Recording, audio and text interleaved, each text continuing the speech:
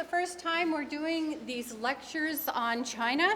This is part of a grant that we have received, a Title VI grant that's associated with the Asian Studies Development Program. And we're really glad to be part of this. We have wonderful speakers today. But I wanted to start by introducing to you Kate Dance, who is the Dean of Arts and Professional Division of Portland Community College's Cascade campus. We're all on the Cascade campus.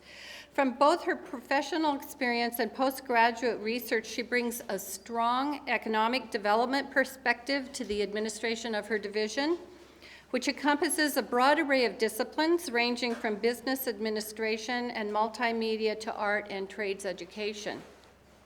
In 2008 and 2009, Dr. Dins traveled to China with a group from Portland Community College to attend a series of seminars on Chinese business and to tour education and business organizations in Hong Kong, Shanghai, and Suzhou. So we thank Kate Dins, Dr. Kate Dins, for her interest and support for efforts toward building Asian studies at Portland Community College, and she will introduce our speaker.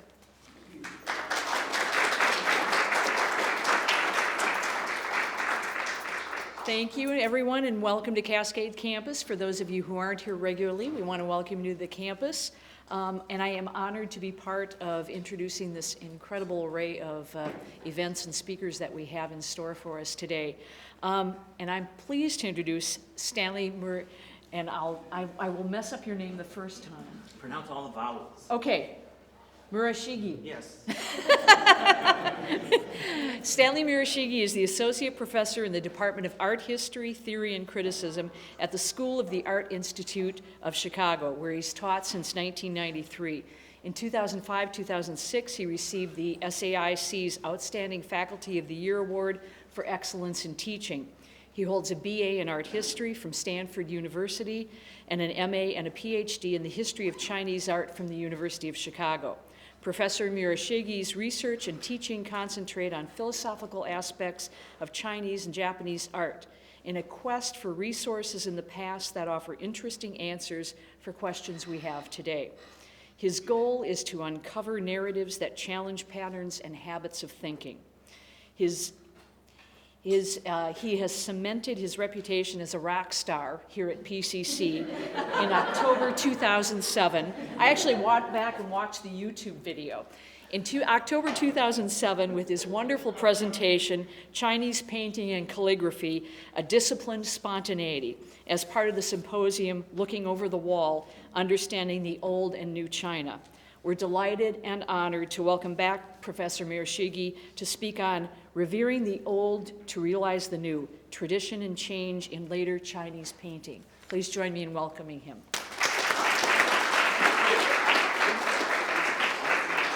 You're a rock star. Wow, rock star. Well, that woke me up. It's a pleasure to be here. And I'm all excited about talking about a subject that is dear to my heart, Chinese painting. I have a lot to show you and a lot to talk about. And just to start off, one of the ways I think about Chinese painting, and Chinese art in general, is to think about it as a performance art. Typically when let's say for example, I start with the first slide, we look at a painting such as this that has a sort of a gnarly old tree, a little bit of a rock with two humps and some bamboo. I don't know do we want the lights down a little? Yes. We can. It's an old painting. It's attributed to an 11th century artist who was also a minister in the government at times. He got in political trouble on occasion, Su Shi. I know that I give you two spellings, the current pinyin spelling, and I also give you what's called Wade-Giles spelling system. And neither of them really works for us native English speakers. We want to say sushi or sushi, but it's actually Su Shi. 11th century, who is important at least in the history of Chinese painting and calligraphy, is also in Chinese poetry, a seminal figure in the period of the 11th century. But as far as his painting goes, none of his original paintings survive. So this is a painting that is attributed to Su Shi, very not likely to have been painted by him, but maybe giving us some sense of the sort of images he might have created. Anyway, I start off with this image, and to preface my remarks with a kind of a theme that will be important for what I want to talk about this afternoon, in the sense of the way I talk about Chinese art as a performance art, or as a practice. Normally when we look at an image like this, we'll talk about perhaps its symbolism, the old tree, rock, and bamboo, and I'll talk about that in a moment. Or that's an image that's a representation of something. It's a representation that tries to capture Su Shi's feelings, perhaps about nature. Or a representation of rock. It might be an expressive, idiomatic, personal, subjective sort of interpretation of rock in an old tree. And that's typically how we understand images like this, particularly in the context of Chinese art. But the way I've started to think about Chinese painting over the course of a number of years is thinking about it as a performance practice, where the language of representation becomes rather unhelpful and perhaps takes us in certain directions in our effort to understand what's going on in Chinese painting that perhaps might not be quite appropriate, but appropriate for if we want to embrace Chinese painting and the history of Chinese painting into our own traditions, our own modern traditions anyway, in the West. The way I see, the analogy I typically use in my classes, and it's a rather strange one, to talk about Chinese painting and how we might understand it as a kind of practice and as a performance art, is to think about it as like farming. And that usually, students look at me like, okay, I teach in an art school, and I said, oh, that's weird, that's very interesting, what do you have to say about that? Well, and I said, well, it's very useful in the sense that, well, if you talk about farming, we don't usually think about farming as representing anything. What does the farmer represent? You said, well, that doesn't make any sense. But what a farmer does is produce food. If the farmer's successful, there are a number of analogies with Chinese painting. The farmer, let's say, old-fashioned farming, not sort of modern technological agribusiness. But farming, the farmers grow up, they learn farming from their parents, and there's a kind of a history of the culture of farming in a particular location. So there's an inherited and learned way of doing things, skills. There's a kind of responsiveness that goes with those skills. And it's not the past, though, that you learn from your parents as a farmer, is not a set of rules that you have to follow. They're practices that have worked in the past, but then climate changes from year to year, and conditions change. And so the past practices are the beginning point for improvising in new situations. And then you improvise successfully, and that becomes part of the heritage of your learning that you pass on to your children. And all of this is to do what? Is to produce a lot of food, to have bountiful harvests, which then go to sustaining the family, the farmer's family, and then perhaps you sell some of this stuff, and this goes on to a community. So what the farmer does, if the farmers are successful, is we can look at it this way. The farmer demonstrates him or herself, the family of the farmer, to be successful as producing life. They produce food that enables the continuity of the cycle of the family, the cycle of the community, so they produce life. And so what is farming? Farming is producing bounty. But when we look at it from this point of view, we can also look at it from the point of view of the world of nature, the land, the soil, the sky, the water, the plants.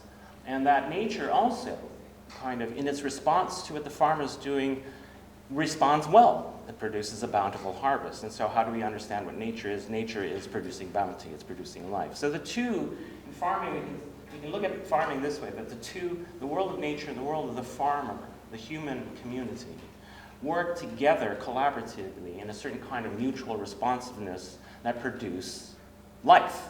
And that's how I see Chinese painting. What happens is that you find with the kind of aestheticization in the history of Chinese painting is that the real issues, the underlying debates, are about how do you paint, not so much as to get a better, more effective representation or expression of your personal feelings or a community's feelings or so on, but rather how do you paint better so that you actually become a creative and unique participant and contributor to the creation of culture, where culture is basically the human mode of producing life in its highest forms. And Roger might talk about this, and I've heard him talk about this in the past. He cites some of the classical Chinese philosophers who say, the difference between us as human beings and the world of animals is but barely the width of a hair. So what differentiates us is that we produce culture. And so culture isn't seen necessarily as something that's not natural, but in fact, the way I look at it is that it's what we as human beings do that is our human mode of doing what apple trees do when they bear apples. So the question then is, how do you practice this? And what happens is, and the reason I'm showing you Su Shi is that you have the beginnings of the formulation in the 11th century of a kind of an exploration of the right ways to practice. There's certain models that start to emerge as being suitable ones, this sort of model farming or model practice for the creation of art, the creation of painting, the creation of poetry. And painting in the 11th century starts to be seen as poetry. It's also identified as calligraphy, as the way in which there's a recognition that painting, poetry, calligraphy, as the highest of the arts in pre-modern China, are the supreme ways in which human being can come to its realization, along with the world. It participates in the creation of the world. So, returning to Su Shi's painting, we have what we sense are already a world of poetic themes, probably established earlier in poetry. Subjects that artists take up, like Su Shi. Old tree, nice title, Twisted Old Tree, Bamboo and Rock is fairly descriptive. And it becomes what we see in paintings of this mode, a really common theme, a common set of tropes, visual tropes, poetic tropes, and I'll show you some other examples. And in the old tree is this notion of its gnarled shape and configuration. It suggests that it has gone through generations of the seasons. It has survived the upheavals of winters, summer storms. And so it becomes associated with perseverance, the value of perseverance, of hard work, of discipline, of longevity. I mean, it's a history that's being embodied and expressed and realized in the twisted forms here. It's also a relationship of the old to the new, in that the trunk of the tree is the old part, whereas in this trope within the history of Chinese painting, you always have growing out of the trunk or parts of the trunk of an old tree, new stuff, new twigs, new branches. So the new emerging out of the old. Visually, there's a sense of an undulating line here that seems to create an interesting corresponding relationship with the hump undulation of the rock. The rock is also old. The rocks also change, but they change very slowly. But there's a sense also of the notion of perseverance and endurance, of longevity. But that there's visually a kind of synonymity between this tree and this rock, so that they become reflections of each other, sharing a certain kind of values. Peeking out from behind the rock, bamboo. Bamboo, seen as understood to persevere through the seasons and evergreen, at least in China. It's flexible, it's steadfast, it also perseveres, but its flexibility is what gives it its strength, that it can pass through all sorts of, survive all sorts of, and endure all sorts of obstacles, trials, because it bends, and also because it's hollow on the inside. Its hollowness is its ability to respond. It's what gives it its flexibility. It's able to adapt and improvise in changing situations. So that kind of reading here is the kind of reading that works for this kind of art produced by Su Shi and others of the highly literate class, the elite class. I'll talk about them in a moment with some information. But it's a model for how one, it becomes an icon of a certain kind of behavior, a certain kind of way of being.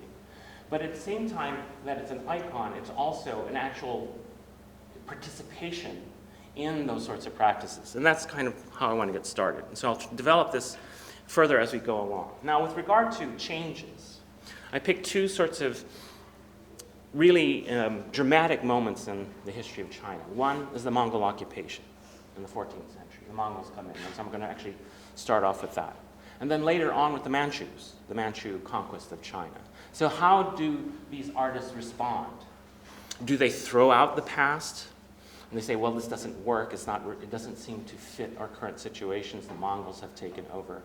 Well, they don't, actually. And what they seem to, the way they seem to respond is that we're doing things wrong. You know, it's like the farmer says, well, we have bad crop. All these weeds came in and infested the place. We have infestation for strange insects. We're doing something wrong. So they don't throw out the practice. What they do is they say, well, you know, the emperor, the last emperor of the Song dynasty, his sort of, he was an aesthete. His understanding and his realization of his performances in this tradition, no. The wrong way of doing things. And so that's basically what I'm going to try to focus on is art as practice as participation and contribution, but art is also inseparable from the social and also the political world, and is understood to contribute and participate in the social and political worlds, which then can result in either the Mongol occupation or a successful and prosperous China. So who are these folks? Su Shi and the like.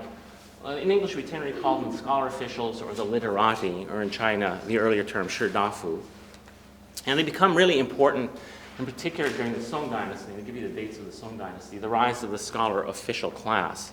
They're gentlemen, it's a patriarchal culture, who come from fairly wealthy land-holding families, who study to prepare for a series of examinations that we call in English the civil service examination, 3 levels, local level, I'll say provincial level, or the equivalent of the state level, let's say in the United States. And then if they're successful at each level, they move on to the next level. So if you're successful at the provincial level, you can pass on and take the examinations at the imperial level. And if you're successful in those examinations, then your name is entered into a pool of candidates for government service, to be selected by the emperor to serve on different levels of the government. You could serve as a high imperial minister or a local magistrate. The civil service examinations did not necessarily test administrative skills. It didn't test your knowledge of accounting. It didn't test your knowledge of waterworks or of agriculture or of economics. What it did was it tested you on your knowledge and mastery of the Chinese classics. And the nature of those classics did change over the course of time, although pretty much the classics ended up being canonized around the Confucian classics. The classics also, you're also responsible for being able to have a knowledge of poetry, poetic references, allusions, to be able to compose and improvise poetry, knowledge of history, knowledge of writing. The quality of your writing included calligraphy. So those are the sorts of things that were tested. The idea being that persons who were masters of these practices, this cultural heritage, would perhaps be more likely to be more given to a certain kind of wisdom to adjudicate the needs and necessities on the ground. All right. So, gentlemen who served and were united by, who mastered a common education and shared certain values, and who saw themselves, this, by the way, in this period, there's a sense, at least ideally, they're not limited to the old aristocratic families. In theory, anyway, you could be a commoner of little means, and you could, if you were smart and you had some support, you could actually pass through this level, these examinations, and enter into office, and thus actually raise not only your status, but the status of your family. Although, for the most part, the successful candidates tended to be from wealthy landholding families. But nevertheless, there's a dramatic cultural, political, and social shift in the sense that you have the old aristocracy was sort of no longer held a position that they did hold in imperial culture and government. These scholar officials saw themselves as the practitioners, the supreme practitioners and upholders of what China is, what is constituted in China. China constituted by the practices of its culture. And they sought to establish themselves and their arts, poetry, and calligraphy as a standard. And that indeed becomes the case. They're the ones who do the writing on art theory. They're the ones who are writing the history of Chinese art into the modern period. So we still have within China and outside of China in the realm of the scholarly study of art history, this tendency to understand Chinese elite art practice as basically from their point of view. All right, moving on to another painting. It's a painting done 1260 by Zhao Mengjian, another member of the literati class, the scholar official class. Ink on paper. I mean, we were talking earlier at a meeting about some students doing projects here where they were struggling with the effort to paint on paper. And I thought, as I was listening to this discussion, I thought, oh, geez, if I could show them something like this. You know? I mean, they were saying, well, you know, the ink and the pigments bleed into the paper, you know, and then you make a mistake, you've got to scratch it out or you cut it out once you put a bandage in the back of it. So when you know that, we're talking about art appreciation, right? When you know that, have that experience, and you see something like this where there is no mistake, there is no redoing, there is absolute control over the quality and the texture of the ink. This is an art of supreme mastery. It's this performance art. You start when you're young. If you remember the literati class, you're starting when you're young, learning how to write. Learning how to write means learning how to be a master of brush and ink.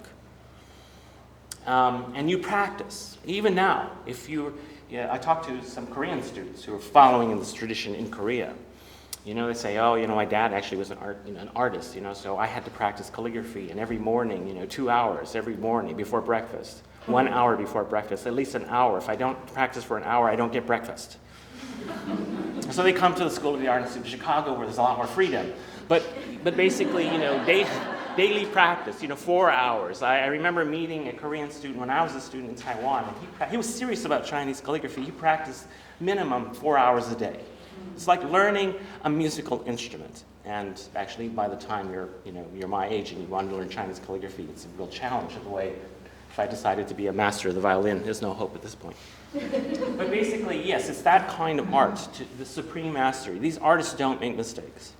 They're virtuosi of the brush. All right, let's take a look at the subject matter. It's called the Three Friends of Winter. Well, who are the Three Friends of Winter? Pine. It gives us a few sprigs of pine needles. The Chinese plum, which is the main branch, moving from an upper right diagonal to the lower left, and it has a few plum blossoms on it. And then bamboo. These are the three friends of winter. Bamboo, I talked about bamboo, evergreen, perseverance, flexibility, adaptability, responsiveness. The pine, evergreen, endurance. It's like the old gnarly tree that I showed you in Su Shi's painting. Endurance, longevity. The plum, the first flowering tree at the very end of the winter, heralding the coming of spring, the moment of transition from winter to spring. It also is associated with the value of perseverance. The three of them bound together visually along the diagonal from upper right to lower left. It's a bit of an unusual composition, and that's quite suggestive. Why is this artist not? Usually what you would have is a branch of maybe the tree coming in from an edge, and then you'd have another, maybe the branch of the plum or a branch of the pine, but not isolated in the center like this. So normally what we talk about the symbolisms as I have, but the symbols of bamboo, pine, and plum are basically generic, open-ended, kind of a generic, open-ended field of possible meanings. You're not really successful in understanding what's going on in a Chinese painting like this. You can say, well, the bamboo symbolizes this, the plum symbolizes that, and so on and so forth. These are all standard sorts of possible things for possible meanings. They have to be personalized. And that's one of the things that's difficult for us as outsiders to try to grasp. In part also when you're looking at something that dates to 1260, we don't have letters, we don't have all sorts of documentation to tell us really what are the meanings of these things gathered here together. Well, how does Zhao Mengjian use these standard forms? Why does he gather them in the center? It's in a fashion that's so different from the typical way of showing the three friends of winter. Well, what one has to assume is that there are always personal associations and connections. The three friends here might actually be three people whom he knows. Or this might refer to the whole thing, might refer to a particular friend, a particular situation, particular personal situation or political situation or both. And so in order to understand what's going on here, we need to know who the people are involved and what the context and circumstances are that were involved. The real issue here, though, I think, the reason why I'm bringing all of this up is that this is about friendship. Nature is friendship. Nature is sociality. Nature is a community. And so if we're talking about, as I'm talking about it, that the practice of painting, calligraphy, and poetry as the highest of the arts in pre-modern China is about contributing and participating in the realizing of a life, of a world, then what is the nature of that world? It's a community of unique persons contributing their uniqueness to the realization, sharing that uniqueness to a realization of a community, of a family. And that in the human realm, that's really what the arts are, that is becoming human. And that also is our way of practicing, at least ideally, what an apple tree does when it bears fruit. And it bears very good, high quality fruit. So what is the fruit of the human realm? It is community, it's family. And so that's what a lot of these paintings are about, but in highly personalized, particular kinds of meanings.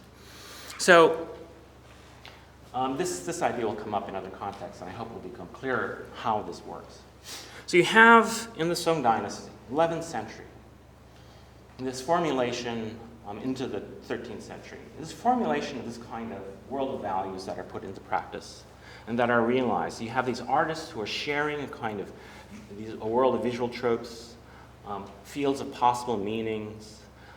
They write poetry, they're calligraphers, and they become a community. So the practice of this kind of art is the practice of participation in a shared community. So along come the Mongols, and they disrupt this. These well-educated literati who would otherwise be part of a family or constituting a family that becomes China through Chinese culture, is thrown into exile by the Mongol occupation. And the Mongols didn't really trust most of these scholar officials. The scholar officials began to call themselves the Yimin. Oftentimes I've encountered it as translated as the leftover people, but Yi can be also omitted or left out, the left out people, not serving in government, not invited to serve in government, although some were. Some were invited to serve under the Mongol government. For the most part, though, they were not participants. And many were loyalists to the Song Dynasty and refused to serve, even if they had been invited. So how do these artists respond? How do the literati respond in the arts and in calligraphy, painting, and poetry? Here's an example. Zhang Sixiao, the only painting we know that survives by Zhang Sixiao. Yeah, I know, you want to say Zhang Sixiao. This painting is dated by him to 1306. The Mongols successfully occupy all of China by 1279. So it's early under the Mongol occupation. It's an ink orchid, ink on paper. It's a beautiful painting with the artist's inscription, with a poem. This is the artist's inscription. Let's see, yes. This is the artist's inscription. This is, it's still a little cut off, but it's all right. I have been asking Xi Huang, who is an ancient hermit, so it's a reference to some sage of the past. I've been asking Xi Huang, my head bowed, who are you to come to this land? Before making the painting, I opened my nostrils, and there, filling the heavens, floated the ancient fragrance. Okay. There are all sorts of layers of allusions in the poem, but also in the subject of the orchid. In pre-imperial times, let's see if I got this right here. Okay, there's the date, 1306, and then the artist's seals. I'll say something about seals and such in a moment. Well, the painting was, let's see, sorry, I want this to come up. Okay. The orchid for Zhang Sixiao and his associates, his contemporaries, is associated with this figure, Qu Yuan. I'll give you his dates here. 3rd century minister in royal government. This is before Imperial China. Quite successful, but he had fallen victim to jealous and corrupt government officials, high-ranking government officials, who basically successfully got the king to turn against Qu Yuan, and so the king exiled Qu Yuan to the deep south, the boonies of the time. Basically, being exiled meant at some point you're probably not going to survive. So Qu Yuan is in exile. He's known to have composed a number of poems. One of the most famous is a long lament. And in this, the poem, the Li Sao, often translated as Encountering Sorrow, the one poem that is generally thought to be authentically by Qu Yuan. One of the images of this lament is the orchid. So the orchid is associated with Qu Yuan, loyal government officer, betrayed and exiled. So that's one of the associations that Zhang Zixiao would have known and would have had in mind painting it. Zhang Zixiao gets asked by a contemporary, we have a record of this, your orchid has no grounding, it's floating there. His response is reported to have been, well, it has no place to take root. The orchid is in exile, as Zhang Zixiao is. He was a loyalist, would not serve under the Mongols. He's in exile in his own country. This is Qu Yuan's. There's another association with the orchid. It's not blooming, this is just a bud. For the poetic tradition. The orchid is understood to grow from rather interesting places, from underneath, from the crevices of rocks. You can see them hanging from trees, from underneath rocks. But one of the characteristics of the orchid is that for people who try to grow them and get them to bloom, they tend not to want to bloom. Right? They're pretty kind of on their own that way, a little bit like cats. And so the lore, the poetic lore about the orchid is that, well, it only blooms and releases its fragrance at the right time. And you have this tradition within imperial culture among the well-educated elites that of this notion that, well, your ideal and your duty is to serve in government. Go through the civil service examinations, enter the pool of candidates for government office, and serve. But there are times when that might not be the right thing to do, particularly in difficult political times and so on. So there's a way out. You have to make a judgment, though. Maybe the time is such that it's not right to serve. Remember, Zhang Zixiao was living in China under occupied China. China's occupied by the Mongols, and he refuses to serve. I believe he was invited, and he was a loyalist, and he refused to serve. The time is not right. In other words, the orchid that hasn't bloomed, in a sense, can be read as Zhang Zixiao himself.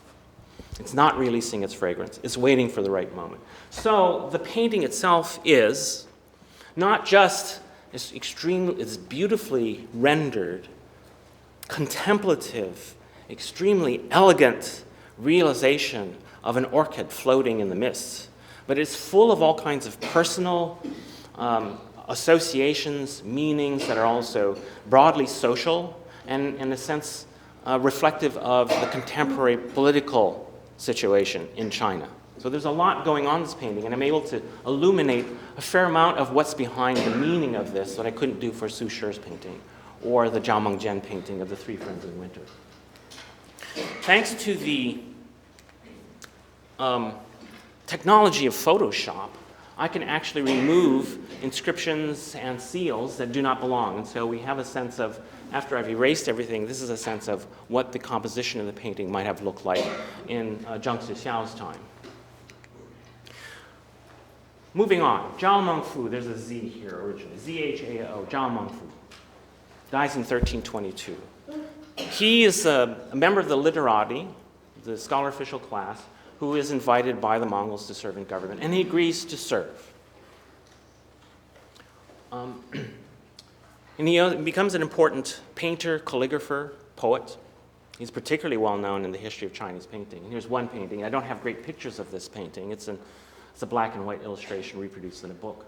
Well, what's the subject of his painting? Rock, bamboo, and old tree. Rock, bamboo, and old tree. Well, very good. Here's the rock, here's the bamboo, and here's the old tree. It actually goes on just a little bit further to the left. It's ink and painting, ink on silk. There wasn't any color in it to begin with, ink on silk.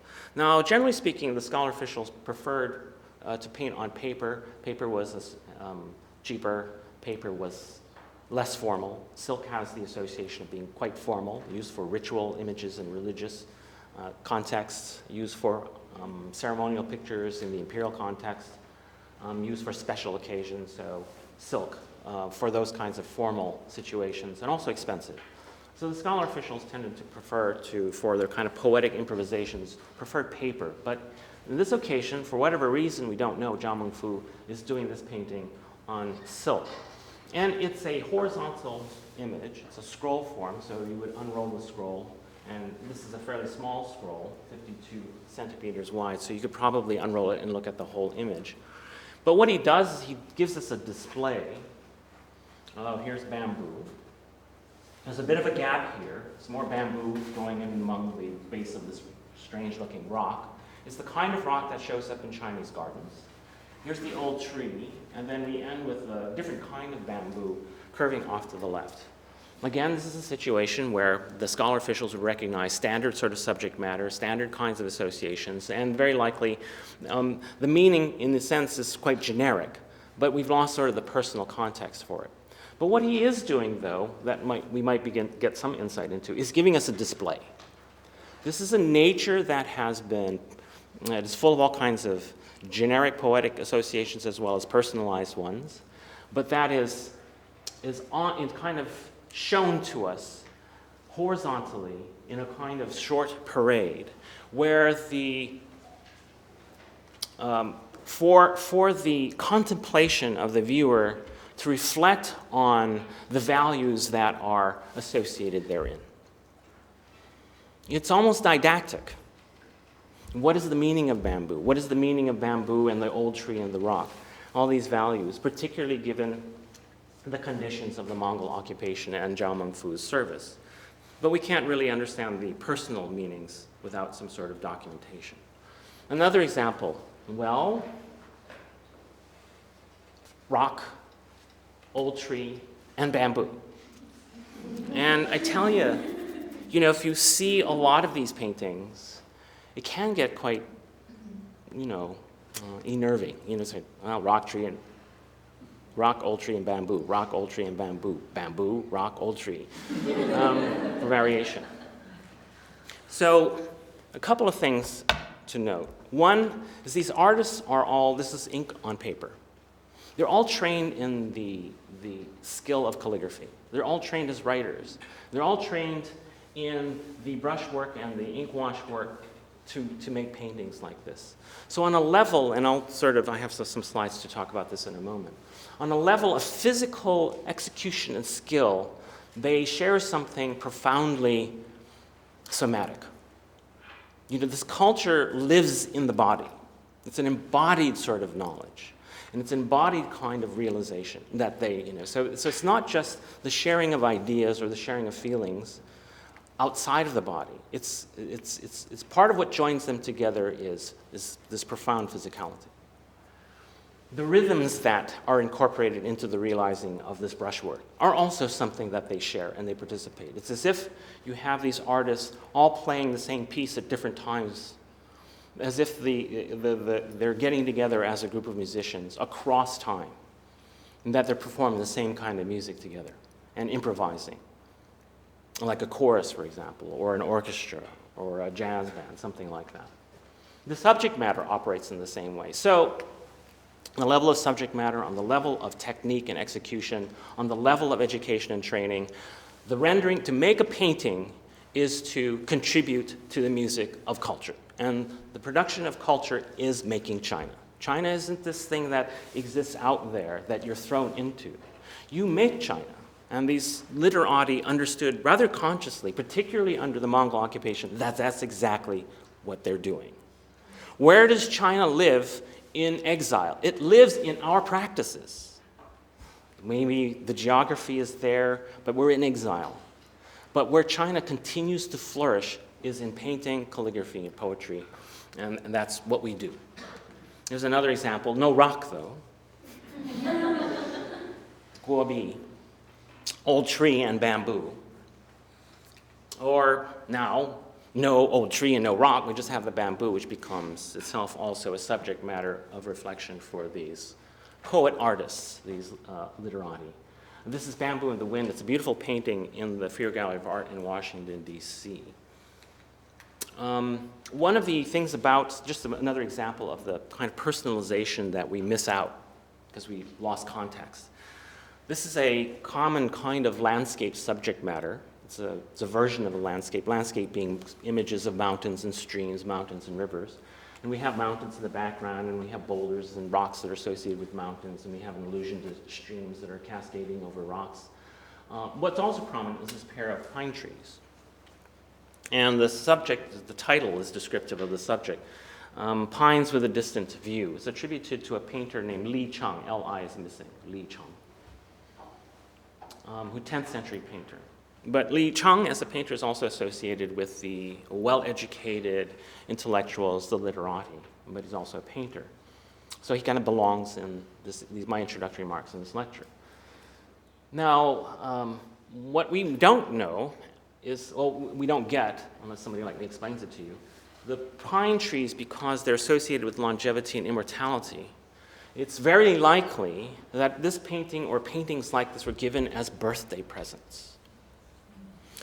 Keep in mind, what we have to remember is that there are no galleries, there's no gallery system in China before the modern era. There are no museums to show works of art. So why do you paint? Well, you have painters who work for the imperial court, so they paint at the beck and call of the emperors, or painters who sell paintings for decorations of elaborate homes. They sell paintings to high-level ministers, to increasing numbers of wealthy merchants who aspire to this kind of culture. They paint for themselves. Much of the painting that I've showed you so far, rock tree, old bamboo, and those sorts of things, those are painted as gift exchanges, presents, so that the world of painting itself is as a gift exchange is social. This too. So this landscape here is very likely the subject matter of Pines with a Distant View seems to have been very often a birthday present. Now, birthdays, mind you, this idea of celebrating your birthday on your actual birthday, that's a kind of a modern phenomenon in China. Pretty much everyone celebrated, well, you celebrated your birthday on the Chinese New Year's, the Spring Festival. Everybody grew a year older on New Year's Day. When you're born, by the way, traditionally you're a year old when you're born. So if you think about it, if you're born on New Year's Eve, Chinese New Year's Eve, you're 1 year old, and then New Year's you turn 2. If you go to a Chinese diviner who needs to know your age, you have to remember to add 2 years to it. They want to know your traditional Chinese age in years, so add 2 years. In any case, Pines, longevity, immortality, birthday presents. Now, the scholar artists tended to monochromatic painting, but they did use color. I'll show you a painting done by a scholar artist, a scholar official artist, that uses a little bit of color. But they avoided color for the most part, particularly decorative uses of color. They avoided brushwork that tended to be showy and that showed off their craftsmanship and their skill. They write, during the Song Dynasty, they write very harshly about their successful competition. Who's their competition? What they call the artisan painters. Painters who are great demonstrators of skill, who were able to paint paintings of beautiful decorative qualities. Paintings like this. This is an artisanal kind of work. Purportedly done by the Huizong Emperor, this is an H-U-I, Huizong Emperor, the last emperor of the northern Song dynasty. His reign goes to 1125. And then the northern Jin, the Jin peoples come in and they take over the northern half of China. This is before the Mongol occupation. Huizong was a great aesthete, a collector of the arts.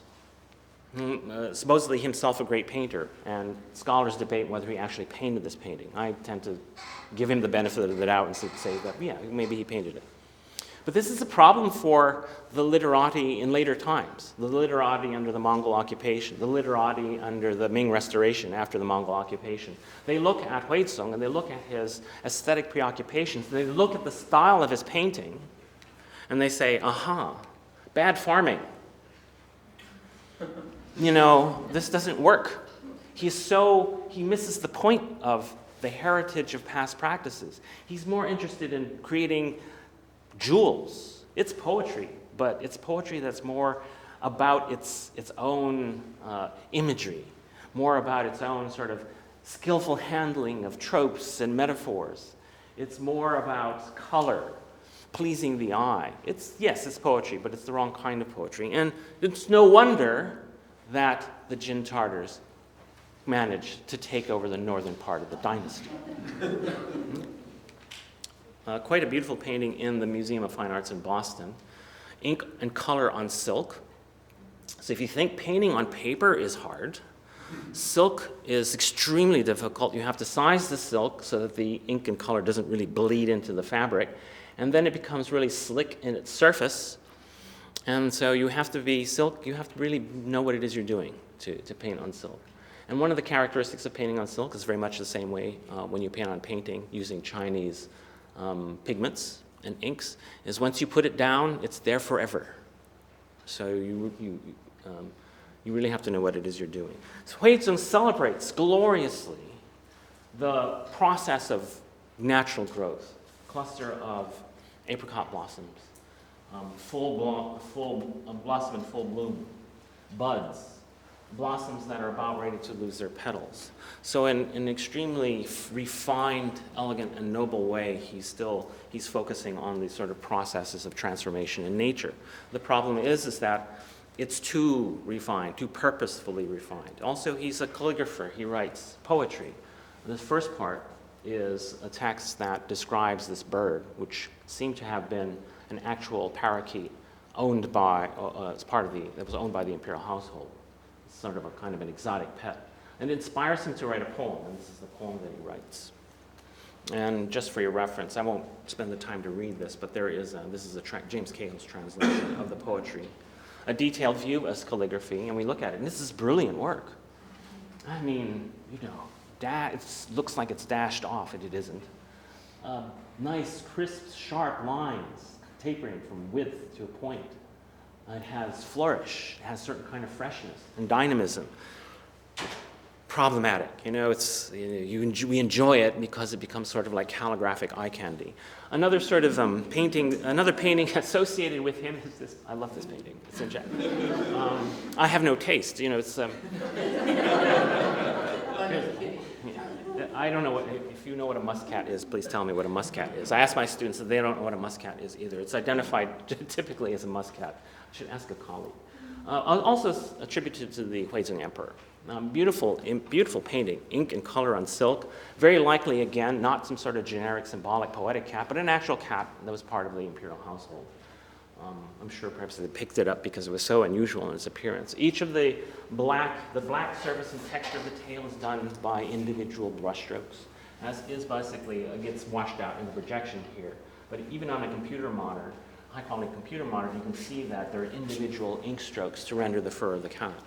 Shenzhou in the late 14th century, around about late 15th century, around 1480s or so, 1494, sorry. He has his own version of this. Whether it's inspired by Huizong's muscat or not, I don't know. I don't think so. But there seems to be a kind of visual trope that's going on here.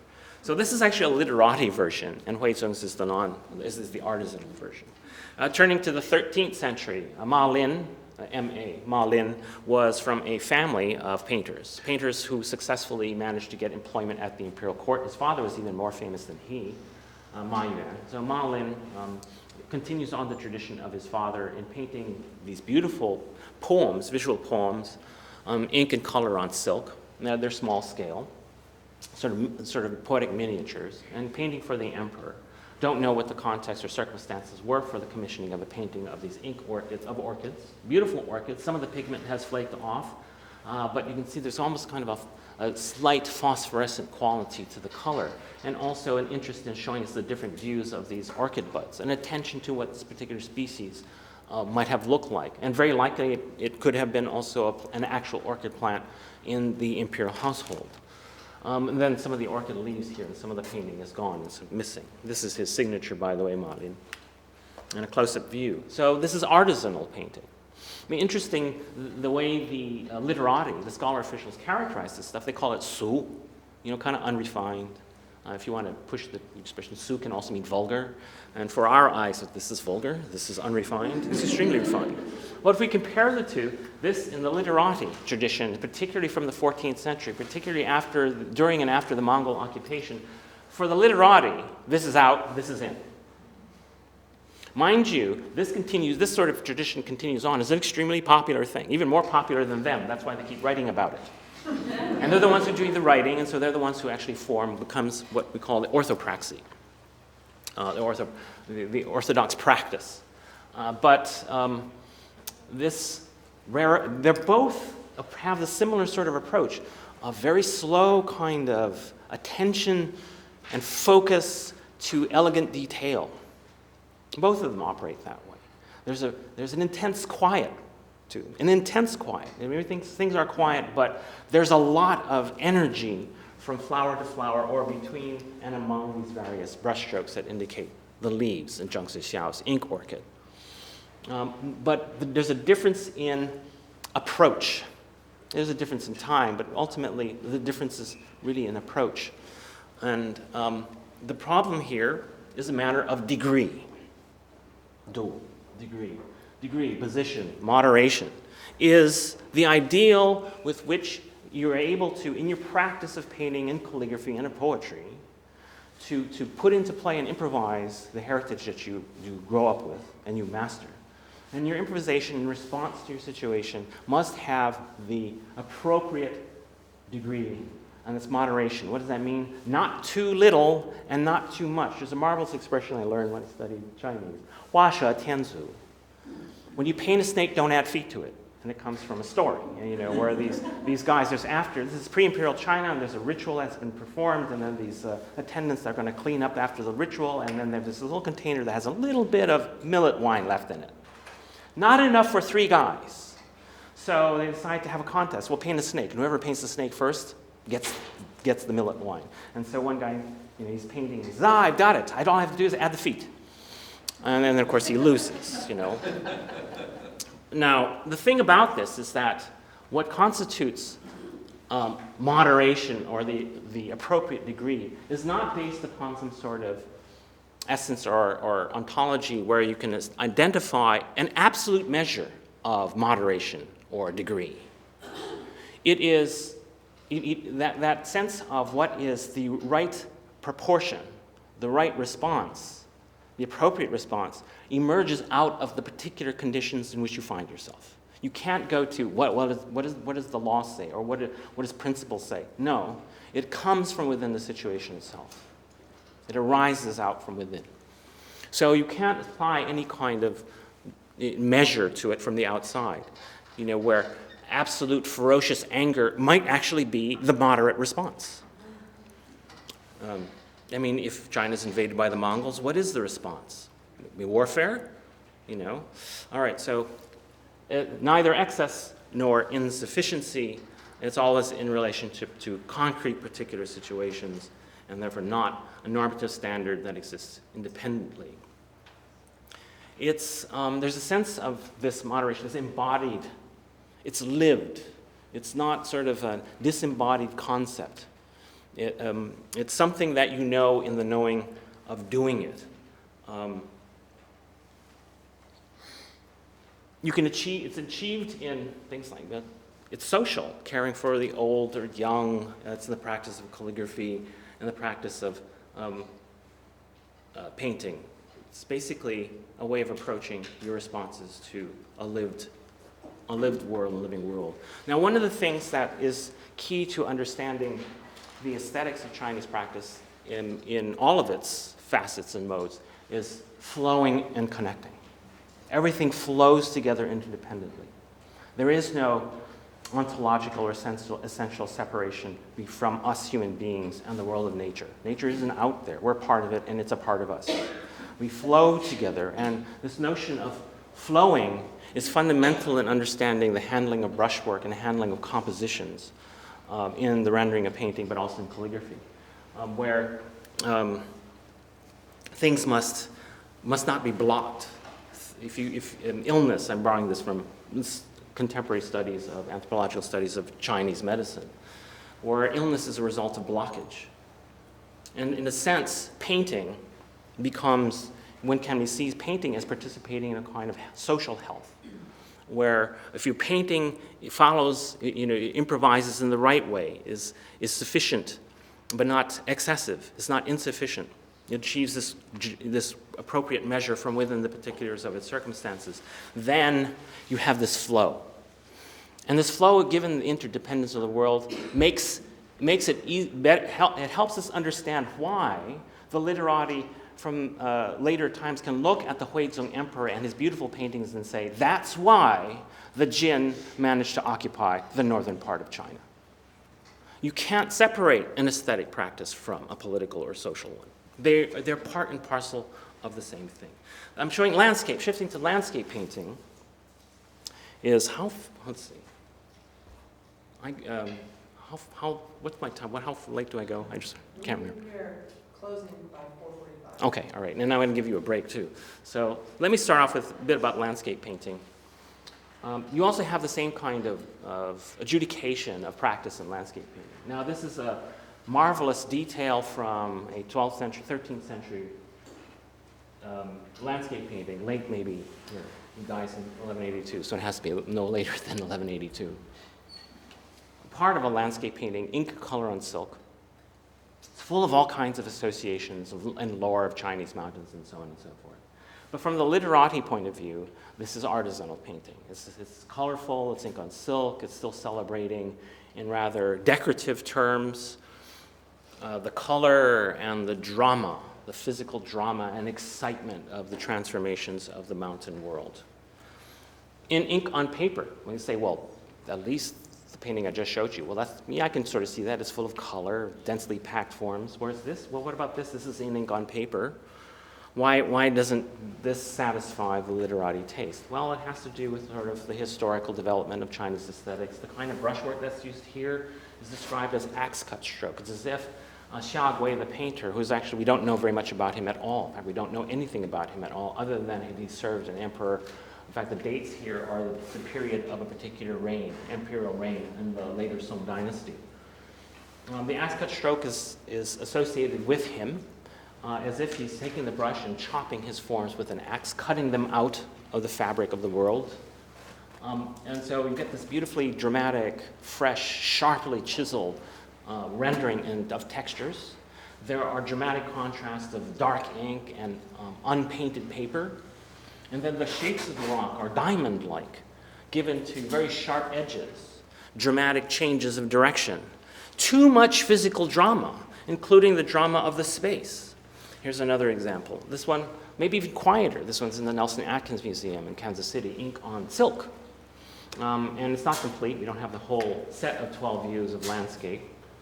And here we have a little bit of poetry. Did I include it? Yes, I think so. Yes. Like writing are the geese. Like writing are the wild geese over the distant mountains. The artist did not write the poem. It seems the poetry seems to have been inscribed by one of the empresses of the later Song dynasty. Beautifully done sort of edges of washes that create a sense of distant mountains enshrouded in mist. And moving on from the scroll into the next section, we have this mist-bathed shoreline, an empty fishing boat, rooftops of village houses, and a close-up view of that. A ferry boat crossing from one shore to the other, and all you get is a little bit of a land of the shore. Everything bathed in, it's a beautiful painting. Here's another one. This is the sound of the fisherman's flute. The fisherman's flute in quiet seclusion or deep seclusion, and there's the fisherman. A couple of them still fishing, and this one sitting in his boat playing the flute. So there's this poetic sound. You can imagine the sound of his music, sort of echoing through the mist in the distance. And we come towards the end, bluff with trees, a bay with sailboats that are fishing boats also, a couple of workers carrying heavy loads over this pathway, a misty bank evening moorage, and here's a close-up view of it. But as much as we appreciate it, this, from the point of view of the literati under the Mongol occupation, and also of the time here, this is a little bit too steeped. It goes too far. It's too much.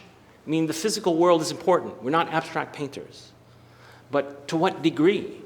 This goes too much. It's being too distracted and caught up in the world of sensuous experience, and that's problematic for the literati. This is what you do. I'll say something about this and we'll take a break. Autumn colors in the Chaoanhua Mountains, this should be Zhao, Z-H-A-O, Z-H-A-O, Zhao Mengfu. And I had showed you his rock, tree, and old bamboo done, and he was this artist who had been invited by the Mongol government to serve in their government, and he did. He was able to travel because of that. So he traveled through to the north. Many of the literati, the well-educated elites in China, were living in the cultural south, including a friend of his named Zhou Mi. Zhou Mi. They were good friends. And Zhao Mengfu, during his service to the Mongol government, was able to travel north to where Zhou Mi's ancestral home was. Now, this is Zhou Mi's ancestral home up in northeastern part of China, but Zhou Mi had never visited it. I mean, this is this case even now in China. I have a colleague who grew up in Shanghai. He was born and raised in Shanghai, but his ancestral home is Hangzhou, and he still identifies with Hangzhou as his ancestral home. So Zhou Mi had never visited his ancestral home, but Zhao Mengfu, his friend, was able to do so. And Zhao Mengfu visited the site of his friend's village or town, and it was near a pair of mountains called the Qiao and Hua Mountains. And so what he does is he makes this painting, Autumn Colors in the Qiao and Hua Mountains. Autumn has all this sort of these notions of sadness, of the move into the shift of nature and of human culture into winter. It has the suggestions of the shifting phases of the relationships of yin and yang. So that's all implied in the notion of autumn. And it also sets a mood and it sets a tone.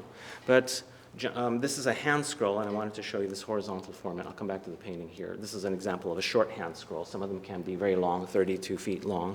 You would unroll them from right to left. You read from right to left. You write from right to left in traditional Chinese mode. And you would write vertically in columns, reading from right to left. And so hand scrolls are traditionally open. This is the beginning from right, and then you go to the left. When you view a hand scroll, it's also occasional viewing. You never see them left out in display except in modern museums. If you want to see a hand scroll, you have to take it off of its shelf, unroll it, and then when you're finished, you put it back. So it's geared for purely occasional viewing. These are some of the artist's seals extracted from examples of his calligraphy and of his painting. So these are seals of authorship, seals of ownership, and this particular painting has a lot of seals on it. This painting acquires a pedigree over the course of history of imperial acquisition, ownership by famous connoisseurs and collectors, inscriptions added by emperors. The Qianlong Emperor, is this the Qianlong? Yes, the Qianlong Emperor adds some of his large seals. He adds inscriptions. There is an artist's inscription, and I'll show that inscription to you in a moment. So it has this pedigree. And one of the aspects that's important about this notion of the work of art and of painting, the act of viewing, is a living cultural realization, is that a painting isn't, once you're finished with a painting, it's not understood to be out there having its own integrity. I teach in an art school, and that's always an issue for art students and for my colleagues. You make the work of art, and then once the work of art is finished, it's out there and it's its own entity. And because out of that, well then, the idea of writing on it, unless you're the artist, you can write on it. But if somebody else writes on it, without your permission, this is a violation of the work's integrity. It's also a violation of your integrity as the creator. You don't have this idea. The work of art is an open-ended invitation for future participation, the participation of future generations in the viewing of it, in the ownership of it, in commenting on it. So, at least in theory and ideally, the writing and inscriptions are testaments to this side of living practice that's ongoing, and a testament of the participation of others. Here's a detail of it. He's using rather soft sorts of brushwork. This comes to be called the hemp fiber brush stroke. He has no interest in depicting the landscape that we would actually see or that Zhou Mi would have seen. And this is Zhao Mengfu, the artist's inscription. I won't burden you with the translation of it. Here's a detail of one of the mountains. It's quite different from Shagui's. This is Xiaogui, I just showed you, artisanal painting from an earlier generation, but this is Zhao Mengfu's painting. Why does Zhao Mengfu's painting look the way it does? It's because he's consciously connecting with a past model that dates to the 10th century. This is just a detail to show you how the landforms, the sort of fibrous brushwork, is echoed in Zhao Mengfu's later interpretation from 1200 to 96. Here's another detail to show this. This is Zhao Mengfu's one of his mountains. We have these wavy lines for the land, a bit of a simple thatched roof building. But if we look at the shape of the mountain, it's not, it's vaguely similar to the rounded shape of these mountains. But this fiber-like, undulating brush line we see also in Zhao Mengfu's work.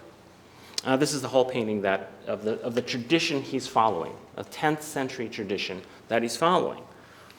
Here's a closer view of it. So this would have been known by Zhao Mengfu's associates, and that's what he's doing. He's actually seeing Zhou Mi, his friend, in his friend's ancestral home, but seeing them together with their connection of shared values and practices that they begin to link to a certain kind of tradition of the past, this model of the past. And what we find under the Mongol occupation is a number of these literati artists who are looking for appropriate models for practice. Again, how do you do this? What is the right way of doing things? They haven't really settled on a kind of canon of past practices, but they are sort of looking to poetic traditions, to certain kinds of artists' work, and to certain realms of the past that would be appropriate models for their difficult condition in exile in their own country. Guyi is a term that shows up in these 14th century texts by these literati under the Mongol occupation. Yi here, this word is usually translated in English as idea. It's really difficult to translate. I mean, particularly when we translate it simply as idea. Idea, in our tradition, we think of concepts. It's something that can be potentially disembodied, conceptual, theoretical, abstract. But when one starts to explore the context and circumstances in which this character is used within Chinese writings and understandings, well, its meaning, it also has a certain notion of intentionality very often, but very often you can think of it as a realm. So Gu is antiquity. Gui is the ancient. So Gui could be the realm of antiquity. This becomes a kind of an aspiration for these 14th century artists and writers and poets, is to go to the past. But the realm of antiquity as a distant place is something that you can inhabit in the present. It lives only in the present, in your cultural practices. And it's the source of the creative improvisation that one can undertake in the present. So maybe I should stop.